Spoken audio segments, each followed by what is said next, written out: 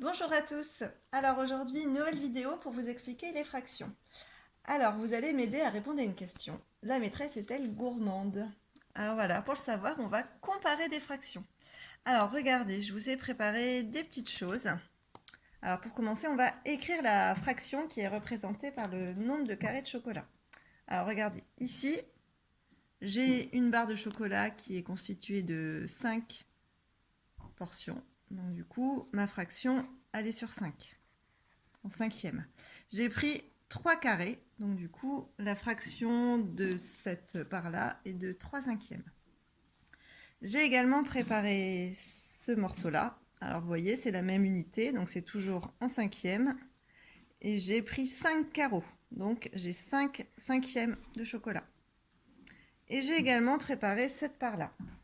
Alors j'ai toujours 5 carreaux, sauf que cette fois, j'ai pris 7 parts. Donc j'ai 7 cinquièmes. D'accord? Alors on va les comparer. Comparer des fractions, c'est déjà les comparer par rapport à l'unité, par rapport à 1. Alors, c'est ce que je vous expliquais dans la leçon. Vous voyez cette fraction-là, le numérateur est plus petit que le dénominateur. D'accord? Ça veut dire que j'ai pris moins de parts que ce que j'ai de parts totales. Donc du coup, cette fraction-là, elle est plus petite que 1. Ici, vous voyez, j'avais 5 parts, mon unité était coupée en 5 et j'ai pris 5 parts. Donc cette fraction-là, elle est égale à 1. Donc quand le numérateur et le dénominateur sont égaux, la fraction est égale à 1. Ici, vous voyez, j'avais 5, enfin mon unité est coupée en 5, j'ai pris 7 parts, donc forcément, il me fallait plus d'une unité, il fallait que je rajoute une unité, puisque mon nombre de parts est supérieur à à mon unité. Donc cette fraction-là est supérieure à 1.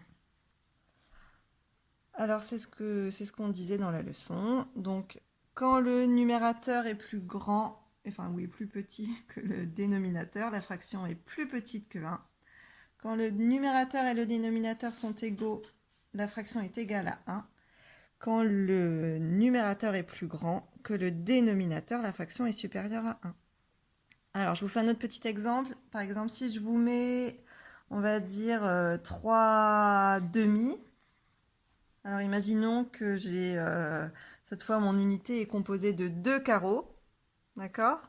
Si je veux en prendre 3, regardez, je vais devoir rajouter une unité. Donc, cette fraction-là, elle est plus grande que 1.